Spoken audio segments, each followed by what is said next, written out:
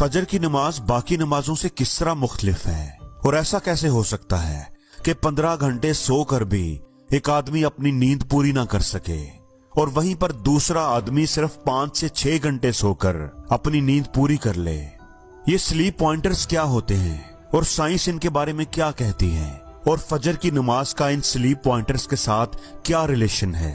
ऐसा क्यों होता है कि बासफा हम कई घंटे सोने के बाद भी थका थका महसूस करते हैं। दोस्तों आज की वीडियो में हम इसी के बारे में बात करेंगे। दोस्तों फजर की नमाज बाकी नमाजों से मुख्तलिफ है। आप सोचेंगे कि वो कैसे। फजर की नमाज बाकी नमाजों से इसलिए मुख्तलिफ है कि एक तो उसकी अजान में एक जुमला है जो बाकी नमाजों की अजान में नहीं होता और वो जुमला है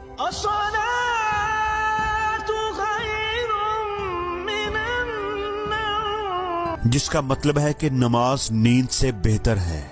दोस्तों आप जानकर हैरान होंगे कि इस एक जुमले के अंदर जो हिकमत छुपी हुई है आज के दौर में साइंस ने उसकी तस्दीक की है। इस एक जुमले के अंदर बड़े मजे की साइंस छुपी है। दोस्तों जिस तरह हम टाइम या वक्त को सेकंड्स में मैयर करते हैं इसी तरह जो हम वजन उठाते हैं उसका यूनिट किलोग्राम है और टेम्परेचर का यूनिट डिग्री सेल्सियस और डिग्री फ़ारेनहाइट है।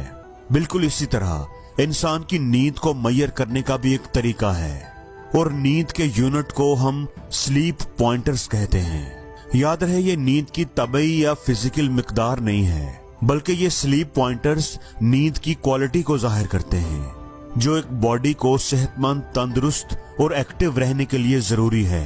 तो मेडिकल साइंस जो है ना ये नींद को घंटों के हिसाब से नहीं बल्कि पॉइंटर्स के हिसाब से मैयर करती है। मेडिकल साइंस के मुताबिक एक नॉर्मल बॉडी को 24 घंटों में 9 स्लीप पॉइंटर्स की जरूरत होती है। ध्यान रहे दोस्तों मैं 9 घंटे नहीं कह रहा, 9 पॉइंटर्स कह रहा हूँ। अब जो बंदा 9 स्लीप पॉइंटर्स को पूरा कर लेता है तो समझो उसकी नींद मुकम्मल हो जाती है।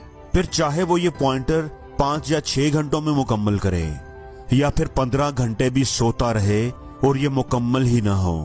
आप हैरान ना हो, ऐसा हो सकता है। आपने खुद भी नोट किया होगा कि कई बार हम कई घंटे सोने के बाद भी जब उठते हैं तो थका थका महसूस करते हैं और कई बार चंद घंटे सोकर ही एक्टिव और फ्रेश हो जाते हैं। दोस्तों इसके पीछे जो साइंस है उसका नाम है स्लीप पॉइंटर्स।